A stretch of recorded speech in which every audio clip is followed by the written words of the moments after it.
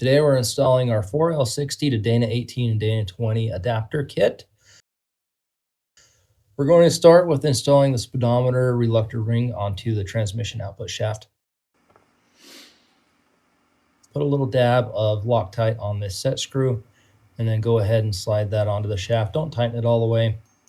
And you want the flange of the reluctor gear facing towards the front of the transmission.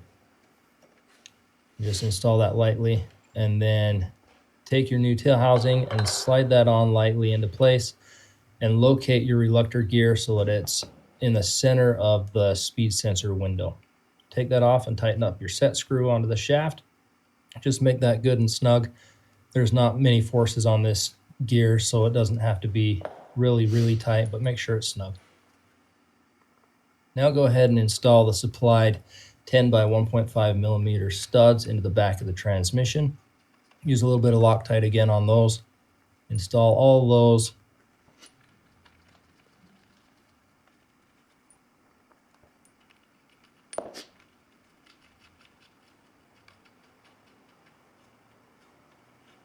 As you'll see, you want the stud to just barely come to the edge of those holes there. You don't want them sticking through the backside very far. Now go ahead and install your O-ring onto the new tail housing and slide that into place.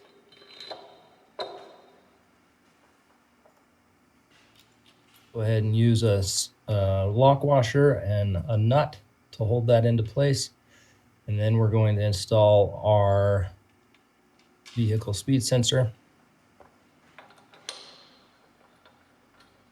On that speed sensor, you want to install it so that you have roughly a 25 to 30 thousandths inch gap between the sensor and the reluctor ring. And then you can go ahead and install the rest of the lock washers and nuts. You want to tighten these to about 30 foot-pounds and preferably in a crisscross pattern. Right, go ahead and install the rest of our studs here.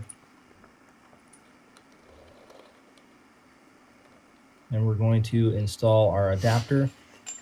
Make sure you put your O-ring on in place there. And slide it onto the shaft and onto the studs.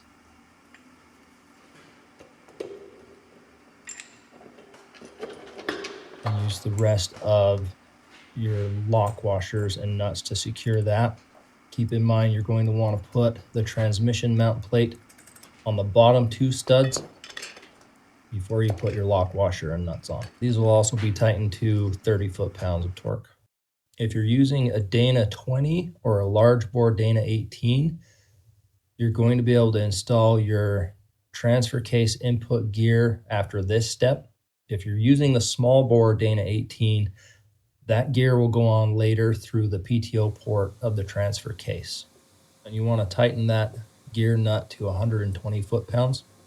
Then go ahead and install your new gasket and slide your transfer case into place. You might have to wiggle the rear output shaft a bit to get those gears to line up and mesh so that it'll seat into place. Now go ahead and install your mounting screws with a little bit of Loctite on those and a lock washer. You can use these to pull that transfer case into place. Just be careful to do it evenly. Get the transfer case kicked to the side too much and cause damage to the mounting flange or anything like that. And you'll want to torque those down to 30 foot-pounds as well. After that, you're all set and you're ready to install your transmission and transfer case into your vehicle.